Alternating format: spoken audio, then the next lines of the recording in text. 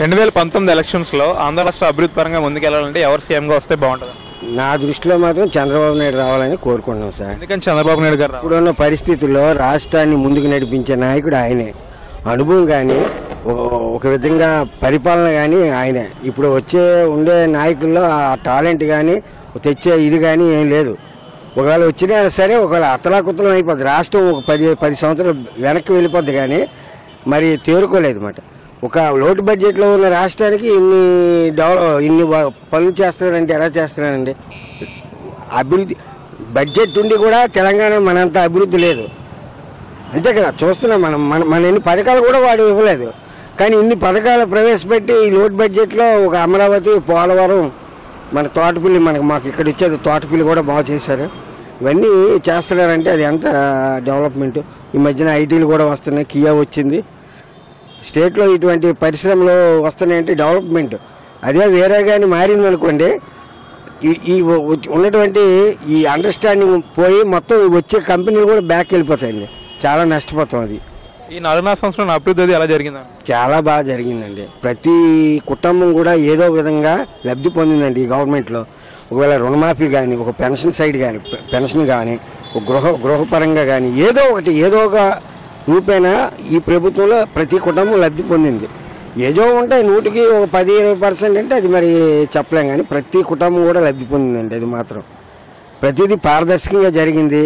ఏదో అవినీతి అంటారు. అవును సార్, అవినీతి అయితే ఈరోజు ఇంత డెవలప్మెంట్ ఎలా కనబడదండి? మనం ఒకసారి ఆలోచిద్దాం. అవినీతి అయితే ఇన్ని కంపెనీలు ఇవన్నీ వస్తాయి, ఇక్కడికి పరిగెట్టి పారిపోతారు వాళ్ళు. ప్రతిదీ లంచాలంటే వాళ్ళు ఏం చేస్తారండి? ఇక్కడ వెళ్ళిపోతారు కదా, వీళ్ళతో పడలేమని. అలాంటప్పుడు ఈ డెవలప్మెంట్ని చూసే మనం అర్థం చేసుకోవాలి, అవునా కదా. ఈరోజు వైజాగ్ ఉందండి, వైజాగ్ ఉద్యుత్ తుఫాన్లోని నేను చూసాం, కనీసం మొత్తం ఎడాలాగా అయిపోయిందండి. ఈరోజు చూడండి ఎలాగుందో వైజాగ్. మనకి ఎక్కడో అక్కర్లేదు, అమరావతి వారు అక్కడ, మన వైజాగ్ చూడండి ఎలాగుందో. అది పరిస్థితి. ఇక్కడ ఎలా జరిగింది సార్ డెవలప్మెంట్? అది తిత్లీ తుఫాన్ వచ్చింది. ఇక్కడ తిత్లీ తుఫాన్ మాకు లేదు సార్. శ్రీకాకుళం అవతల లేదు, మాకు లేదు. ఒకటి మాకేంటంటే కొద్దిగా వరి కొద్దిగా దెబ్బ అయింది, అంతే కొద్దిగా, పెద్దగా కాదు. ఆ వర్షం వల్ల కుప్పలేసినవి ఇదయ్యాయి, కానీ మాకు ఇక్కడ పెద్దదే. అక్కడ మాత్రం బాగా జరిగింది. ఇక్కడ మాకు ఏదైనా సరే మాకు ఉద్యుత్ తుఫానులోని మాకు పంట నష్టపరిహారం బాగా వేసాడండి, ప్రతి అకౌంట్కి వేసాడు. అదేం లేదు, ఉద్యుత్ తుఫాను మన 3 జిల్లాలకు వచ్చింది వేసాడు. అప్పుడు ఉద్యుత్ తుఫాన్లు వేసాడు. తిత్లీ తుఫాను మాకు లేదు, మేము ఎందుకు వెళ్ళదు, తప్పు కదా అది. అమరావతిలోని ఎలాంటి నిర్మాణాలు జరగట్లేదు, అన్ని పెట్టెడ్ బిల్డింగ్స్ అని అంటున్నారు. అవును సార్, అలాగే అంటున్నారు. ప్రపంచ రికార్డు బద్దలు కొట్టారు కదా సార్ మన కాంక్రీట్లో. మనం చేశారు ఏది కానీ వెళ్ళి చూడాలండి, వెళ్ళి చూస్తే తెలుస్తుంది. ఏదో మనం ఇక్కడ మాట్లాడితే నేను మాట్లాడతాను, ఏదో చెప్పేస్తుంది. అది తప్పు. చూసి మాట్లాడాలి, ఏదైనా చూడకుండా మాట్లాడకూడదు కదా, చూడాలి. అది కేసీఆర్ గారు ఇక్కడికి వస్తే దాని ప్రభావం ఎంతవరకు ఉండొచ్చు అంటున్నారు? వస్తే చాలా మంచిదండి, టీడీపీకి చాలా మంచిదండి. ఇప్పుడు వేసినోడు కూడా చంద్రబాబు నాయుడు అక్కడికి వెళ్ళాడంటే వెళ్ళి అడిగే హక్కు ఉంది, కానీ ఆయన వచ్చి ఇక్కడ అడిగే హక్కు లేదు. ఎందుకంటే ఈ రాష్ట్రాన్ని ముక్కలు చేసింది ఆయన. ఆంధ్రుని ఎలా తిట్టాడో మనందరికి తెలిసిందే. మనం ఏంటంటే గడ్డి తింటాం, బిర్యానీ, మన బిర్యానీ పేడ బిర్యానీ అనే వ్యక్తి.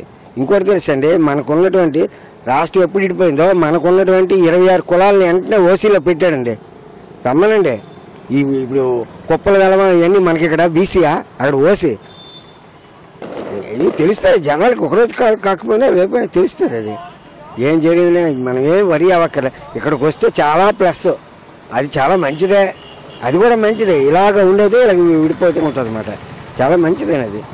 మోడీ గారేమో మేము సెంట్రల్ నుంచి చేయాల్సినవన్నీ చేస్తున్నాము, చంద్రబాబు నాయుడు గారే మొత్తం తింటున్నారు అని చెప్పి అని అంటున్నారు. ఇంకో మాట అండి, మనం మోడీ గారు ఒక ఎడ్యుకేటెడ్గా మీరు చదువుకున్నారు కదా, మనం అనుకున్నాం. మోడీ గారు ఇవ్వాల్సింది ఇచ్చారంటే ఏది ఇచ్చారు చెప్పండి? మనం ఇచ్చిన ట్యాక్సుల్లోని, మనం కట్టిన ట్యాక్సుల్లో మనకి ఇవ్వాల్సింది ప్రతి రాష్ట్రానికి ఇస్తారు, అది ఇస్తారు. మనకి ఇచ్చిన ప్యాకేజీ హోదా అన్నారు, హోదా ఇవ్వలేమన్నారు, ప్యాకేజీకి ఒప్పుకున్నారు. ప్యాకేజీకి ఒప్పుకున్న తర్వాతనే మనకు రూపాయి ఇచ్చారా? బాగా ఆలోచించండి. అంటే చంద్రబాబు నాయుడు ప్యాకేజీకి ఒప్పించుకున్నాడు, మళ్ళీ యూటర్న్ అయ్యాడని అంటే ప్యాకేజీ ఇచ్చిస్తే మరి యూటర్న్ ఎందుకు అవుతారు?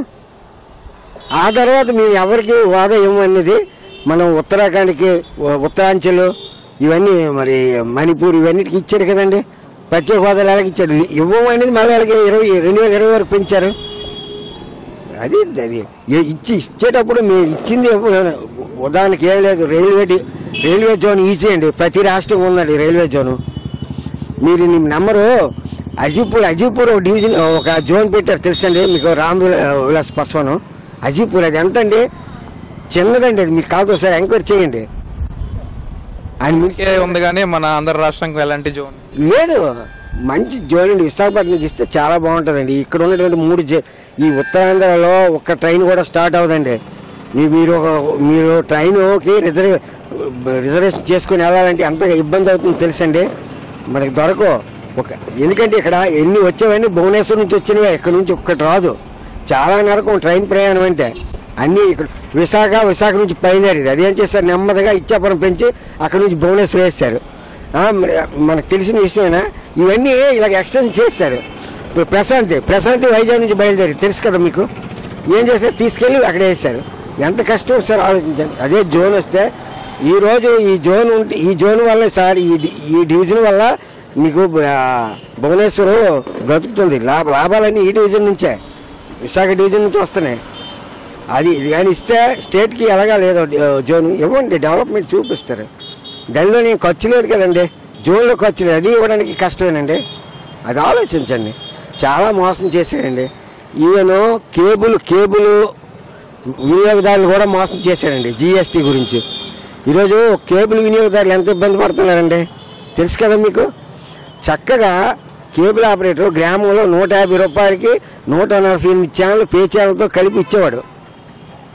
ఈరోజు వాడి మీద జిఎస్టీ అనే భారం మోపి వాడు అనుకునే ఛానల్ ఇవ్వకుండా ఈరోజు 660 రూపాయలు అవుతుందండి ఆ 150 రూపాయలకి ఇచ్చినటువంటి ప్యాకేజీ. అది ఎంత మోసం అండి. ప్రజలకు అదేనండి చేయడం. వినోదం అనేది ప్రజల హక్కు, దానికి కూడా ట్యాక్స్ ఏనండి. ఈయన వెళ్ళి డూప్లెక్స్ సినిమా థియేటర్లో కూడా కూర్చోలేదు కదా, ఆ ఇంట్లో చూసుకోవడానికి, దానికి ట్యాక్సేనా? అది ఎంతవరకు ఆలోచించండి. గుడ్డిగా సంతకం పెట్టారండి. ప్రతి సంవత్సరం ఏదో జనవరి వచ్చేసరికి ఏదో బాంబు పేరుస్తుండో, ఈ సంవత్సరం ఈ కేబుల్ మీద ఇచ్చేసారు.